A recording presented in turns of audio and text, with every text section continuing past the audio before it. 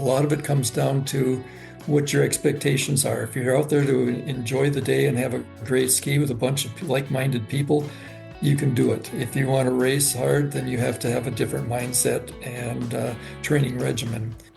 Welcome to the Birch Legacies podcast. We are sharing stories celebrating the motivation, the perseverance, and the lifestyle choices necessary to reach the status of Birchlegger. That is, skiers who have completed 20 or more Birkies, Korteloppets, or a combination of both. We would love to hear from Birchleggers young and old who have a story to tell about what keeps them coming back year after year. Information about appearing on this podcast is in the podcast notes. Hi, folks, and welcome back to Birch Legacies, podcast for anyone interested in the Birkebeiner and specifically featuring Birchleggers who have skied 20 or more Birkies or Korties. And today I have a friend of mine with me, Jeff Ingram, and of all places, we met on the pickleball court, not on the ski trails. So Jeff's got a little bit different take on how the Birkie fits into his life, and I think you're going to be interested to hear about it. And welcome to the podcast, Jeff. And why don't you just introduce yourself to the listeners? Hi, John. It's nice to chat with you about Birkie. It's something that's important to both of us.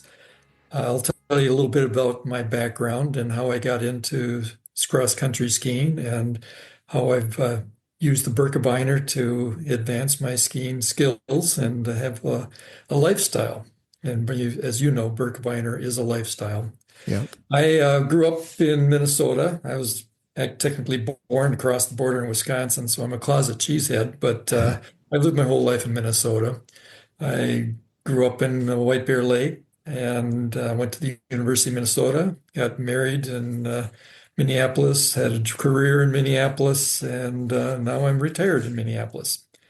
And so I started my skiing. Actually, my father introduced me to skiing when I was just a kid. And, back then it was wood skis and cable bindings. And that was before 3-pin bindings. They had cable bindings. And I did that for a while until college, really. I was a downhill skier. And in college, I just couldn't afford the cost of downhill skiing. And I made the mistake of going to Colorado and skiing out there. And then it just wasn't the same back here. Right. So I went back to cross-country skiing and started doing that. My primary output for my diversions was in sports was soccer and cycling. Those were things that were really in that time were only summertime. And so I was looking for something to do in the wintertime to keep my fitness and conditioning up. And so I started skiing a little bit more. And how I got introduced to the Birkebeiner was really through I was going up to Hayward and Ashland, Wisconsin, because I had some friends, mutual friends of my wife and I, that moved up there. And so it became kind of easy to go up to Ashland, swing back down to Hayward Cable, and ski the Birkebeiner. My first Birkie was Birkebeiner number 9. I looked back at my bib and saw that it was number 9, which I think is 1981. I'm not sure about that, but it's around that time frame. Yeah. I think that was back in those days, the Birkebeiner, as you know, started at Telemark and skied straight up the downhill, the downhill ski hill. And oh my goodness, that was an adventure. I skied, I was in wave 1. I skied straight up the hill. People were falling, tumbling left and right, poles broken. It was just mayhem. I had very little background in training in skiing. I'd been skiing very little and had no idea what I was getting into. And I just recall that after the first initial craziness up the hills, that I was skiing along and I was just bonking. I got to Lake Hayward, and I swear little old ladies who are probably younger than I am now were all skiing past me and saying, "Are you okay?" And I was 20 some years old, and they were worried about me, and they should have been because I was pretty beat up. But it was a start, and I think I got hooked on it. And the whole Birkebeiner thing it is an addiction. It is a lifestyle.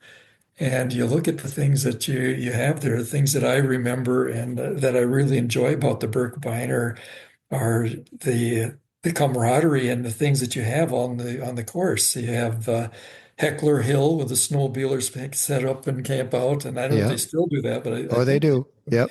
And then there's Bitch Hill where the people would hang out. And it's probably politically incorrect now, but dressing up in drag and throwing beads at you and having a lot of fun on it. And then you get to Lake Hayward and you've got the shot ski people with their shots trying to tease you into that. It's just a lot of things that happen that week and during the race that just make it different than everything else that I've done.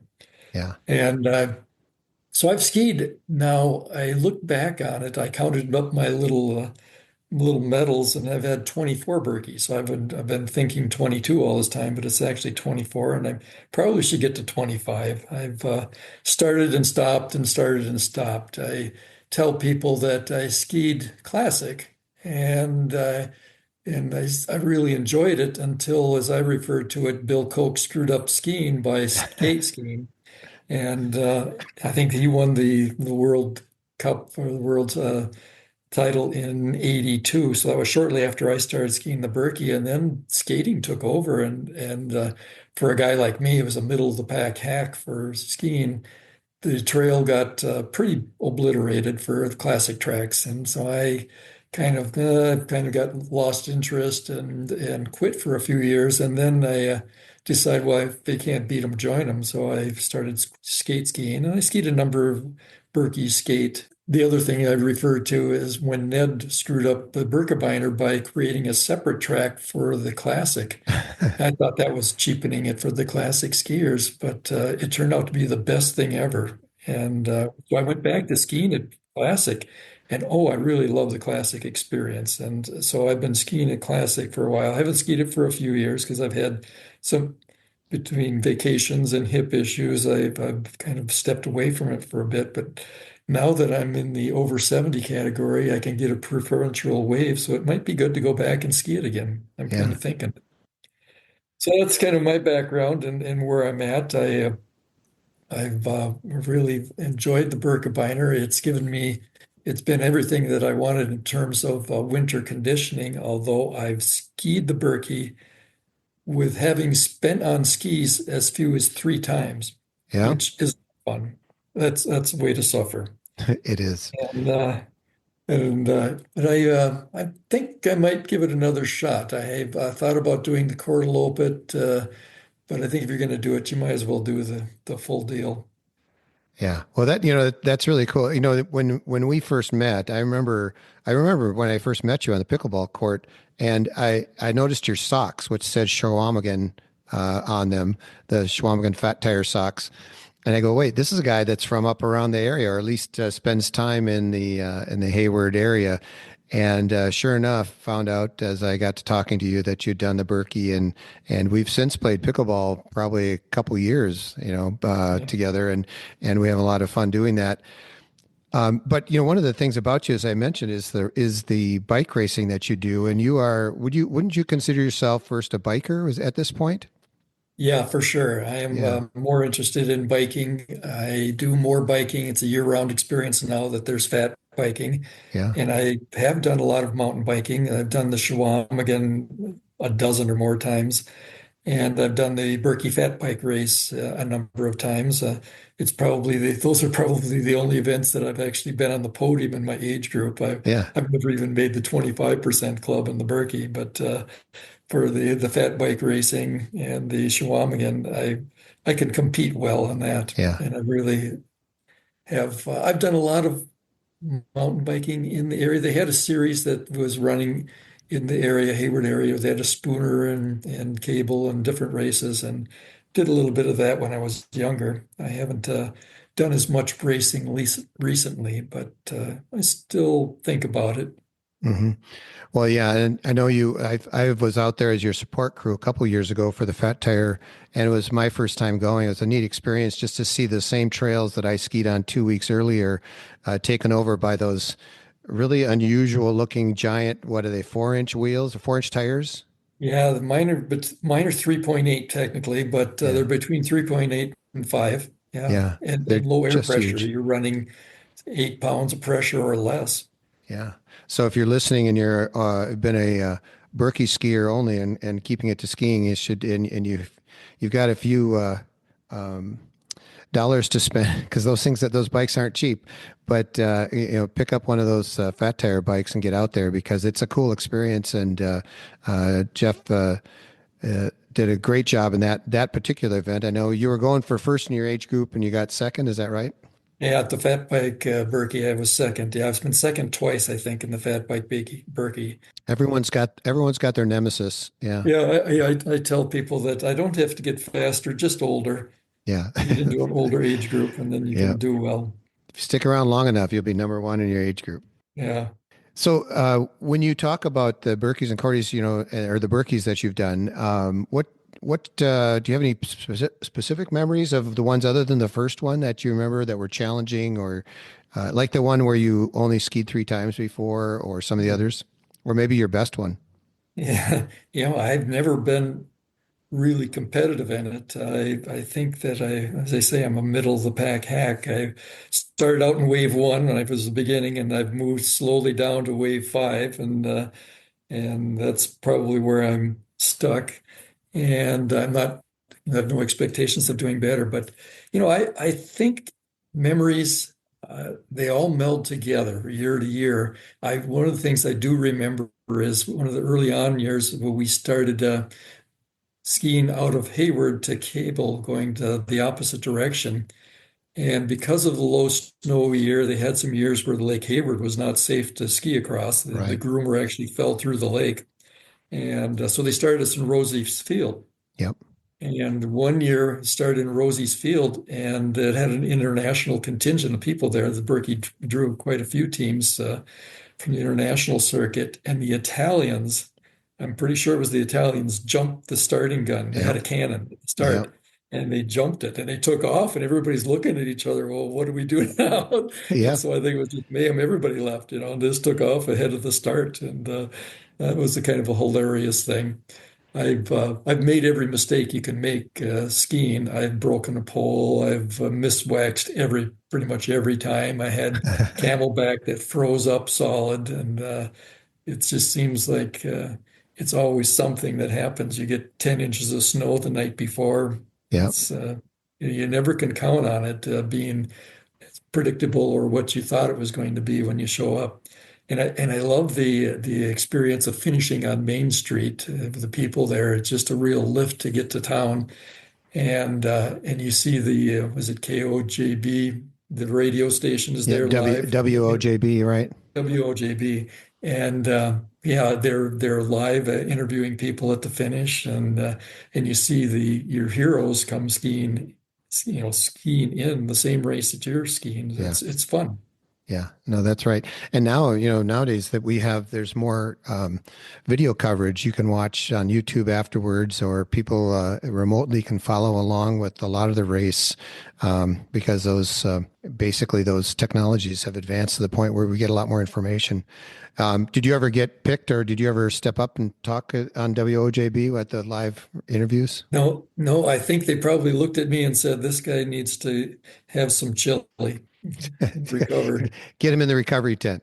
Get Yeah, him in the yeah, recovery tent. Yeah, that's good. I can't say that. I think the last one I did, I actually was one of my better ones in terms of feeling good after, and I Mhm. credit that to the skin skis. I Yeah. didn't have to worry about the wax. I wasn't the fastest, but I skied the whole race with decent kick.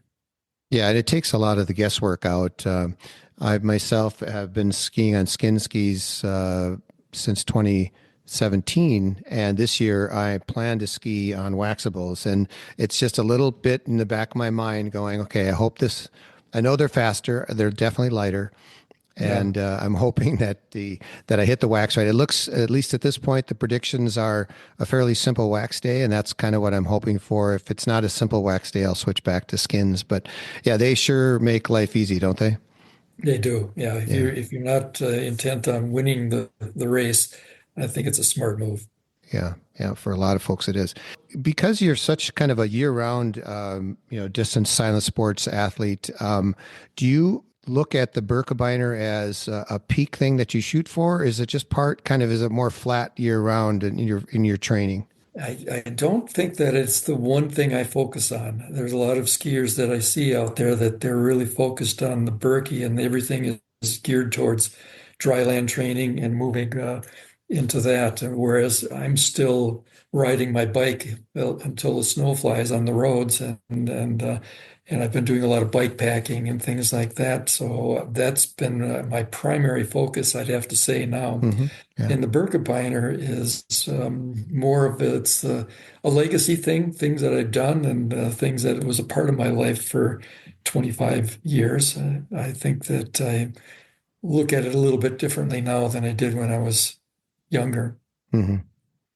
Yeah, that's one thing I'm hearing in my interviews and in talking to people preparing to do these things is that those stages where you change kind of your priorities and why you're doing something like the Birkie or the fat tire or any other thing that you do, just kind of that keeping at it, even though you might have different priorities. I like to ask a couple questions. Part of this is selfish on my part because I know what I do getting ready and think about it. But is when you get ready for an event, and it doesn't necessarily have to be even the Birkie, if it's a fat tire or some other bike race or something, what are the kind of routines that you go through? Like, making sure that you have the right meal the night before, the music that you choose to kind of get you revved up, or what kind of things do you do to get ready for an event similar to the Birkie? Yeah, I don't do a lot of preparation in terms of music for events. I think for the Birkie, it's really listening to the KOJB the night before and listening for the Birkie rag and all the different songs and music Hmm. that they have with it that really gets you psyched up for it. Can feel it. You can feel the enthusiasm Oh that yeah. comes through for that. And for me, it's trying to get a good night's sleep, which is always hard, and then get a good breakfast. My breakfast is usually my go-to is oatmeal with nuts and raisins and plenty of energy drink to get hydrated. Yeah, I've done things really badly, I would say, in terms of the night before, because I've going up to Ashland, staying with friends for a number of years. You've got to drive in the morning. I've driven up the day of and skied. I've the worst, I think, was sleeping in the school. Hmm. Done the overnight in the school the night before. You'd get zero sleep doing that because people are up till 2 and up at 3, and so Yeah. there's no chance you can get a restful night's sleep doing that. So I've done everything wrong, I think, in terms of preparation leading up to it. And my training regimen has not been cross-country ski centric. So I have to say I'm more cross training and doing different things rather than focusing on skiing long distances and in a real schedule where you build up and taper back. Hmm. It would probably be smart, especially at this point in my life. Yeah, but I know that you do a lot of things. Oftentimes, when we talk at pickleball, you just had a long ride, or I know was it last winter you were able to ride on the Minnehaha Creek? Was it, or did you do that this year Oh too? yeah. We ride the creek, we ride the Minnetonka, Lake Minnetonka, ride trails and a lot of different things, outlets for biking, and that's why tend to ski less these days because it's so easy to go out my door and ride my bike, Yeah, and I don't have to go to a ski area that has artificial snow and yeah, ski loops around with 100 high school kids. yeah. Those fat bikes really do give people an alternative in the winter. And if you've been on the Birkie Trail lately, you've probably witnessed, if maybe you've actually been on them, but there are fat tire trails that cross the Birkie Trail from time to time, Sure. along the way. So, Oh and yeah. a lot of the people I'm on Strava and a lot of people that I know on Strava that are, seeing good results. And frankly, a couple of them that I go, wait, I was as fast as them till Mosquito Brook, and all of a sudden they put the hammer down and beat me by 8 minutes. Yeah. And it's those are the people I see on Strava all summer biking, and I go, oh, I've got to get out.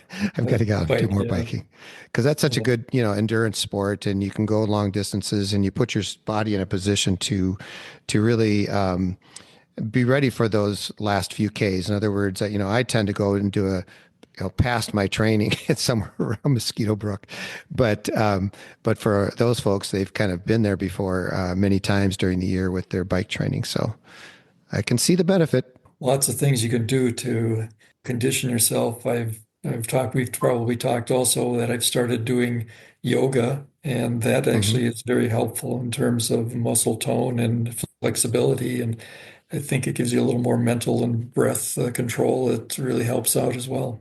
Yeah. And so I think, is there anything, if you're, this isn't an advice show, but if you had, thoughts or words to people that are, they just starting their Birkie journey, or they are, thinking maybe one day I'll get to that 20, become a Birchlegger. Any thoughts for them? I don't know if I have the best advice for that because I've done it all wrong. Well, let me just go back on that. So, here's the point, folks. Here's Jeff, who's done it all wrong, and he still did 24 of them, and he's thinking 25. And if you recall, you said your last one was maybe your best. So, in Yeah. terms of being, feeling good at the end. But go ahead. I'm sorry, I took Yeah, your. and I think you're right. You have to, a lot of it comes down to what your expectations are. If you're out there to enjoy the day and have a great ski with a bunch of like-minded people, you can do it. If you want to race hard, then you have to have a different mindset and training regimen. And I'm more the former. I'm out there now just trying to enjoy the moment and experience. And so, yeah, you can do it. I think I've proved that being 20 some years old and not really skiing much, you can go out and do it. You'll like it and you'll come back. You look at Ernie and you look at, what was it, Jack Rabbit Johnson or something, Yeah, the guys yeah. that were, people that have been skiing it for long periods of time. And it can be a lifetime sport, which improves your health. Yeah. I think that's the real crux of it. There's a lot of sports that you play in high school, and my soccer career ended and things like that. But skiing and biking, you can continue doing well, well past retirement. Well, good. Well, thanks so much, Jeff, for taking the time out. We were talking the other day, and I thought this would be a great addition to the collection of stories, because I know your story is, like I said, it's not necessarily, you put it best, it's not Birkebeiner centric, and that's okay. We still find it's a good piece of the puzzle for healthy living, and I appreciate you being here. Thanks for asking. Thanks for listening. Please check out the podcast notes to see links to the Birch Leggings Club and the Birkie website. If you've skied a combination of 20 Birkies and or Korties, I encourage you to join the Birch Leggings Club. If you'd like to tell your Birkie story, please contact me, John Peterson, at my email listed in the podcast notes, or by filling out the guest application form linked there. Please subscribe to our program wherever you get your podcasts and leave a review. You can also text us directly from your phone or computer using the quick link in the notes to let us know how we are doing.